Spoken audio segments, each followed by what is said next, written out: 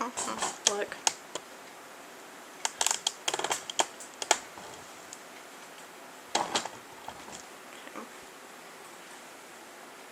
Every day, people get arrested for drug-related crimes. Whether you're a first-time user or have been using for years, you will probably get sentenced to jail time. But what if you are addicted and you had an opportunity to get clean? Would you take it? Do you think that you would end back up in the legal system? Out of all the crimes in the United States, many are committed on drug-related motives. Addicts act upon their impulses to get their fix or whatever drug that they're hooked on. Arresting addicts who spend a month or two in jail not only clogs up our justice system, but empties taxpayers' wallets and causes unnecessary fuss. Providing treatments to addicts won't just help get their life back on track, but would also free up jails and stop overcrowding, cost less than to house an inmate, and free up the court systems for more useful trials.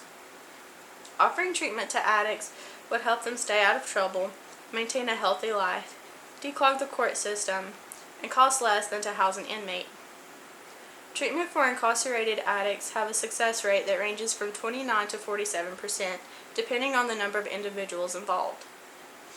Treatment programs last on average for 2 years, and many have fully recovered and returned to society. Treatment that only lasts while incarcerated often fails because the person doesn't fully recover and relapse once they are freed. While in prison, drugs are still snuck in and are traded for other goods and services such as protection, for gang-related activity, and for cigarettes. While incarcerated, the funds for your upkeep accumulate quickly. Food, clothing, health care, and housing are calculated. By eliminating the number of inmates, the expense will drop, saving taxpayer money and state funds. One recovered addict, David Romero, was a former inmate in a California prison that enrolled in the Amity Foundation program. The foundation has been in operation since 1969 and spanned over 3 states, including Arizona, California, and New Mexico. Romero had this to say about his experience with incarceration and his journey through addiction to treatment. There was more drugs in that prison than on the streets. He calculated that his 19 years in prison cost the state around $1 million.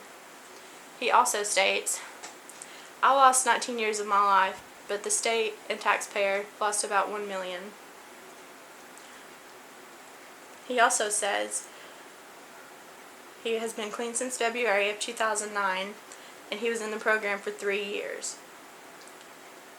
If calculated, for $16,000 a year that the rehabilitation program costs, times that by 3, and it's only $48,000, a much more smaller fraction than $1 million. After recovery, Daniel was able to get a job and buy his first car at age 40. He expresses his happiness when he says, "This is the longest I've been clean off drugs and any criminal activity since I was 11 years old."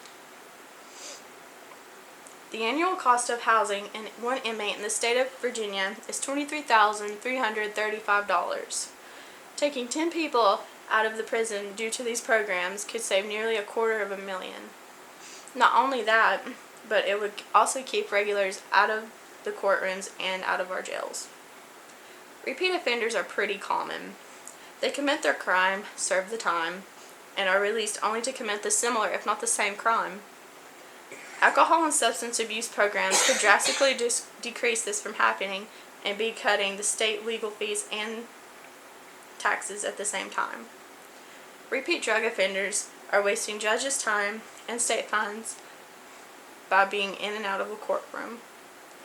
Drug-driven behavior will most likely cause the offender to land back in jail because they leave jail or prison uncured.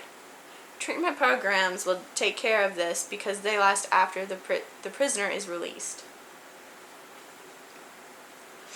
Treating drug addicts may seem like it's not up to the government's decision to fix. However, it would greatly benefit all persons involved.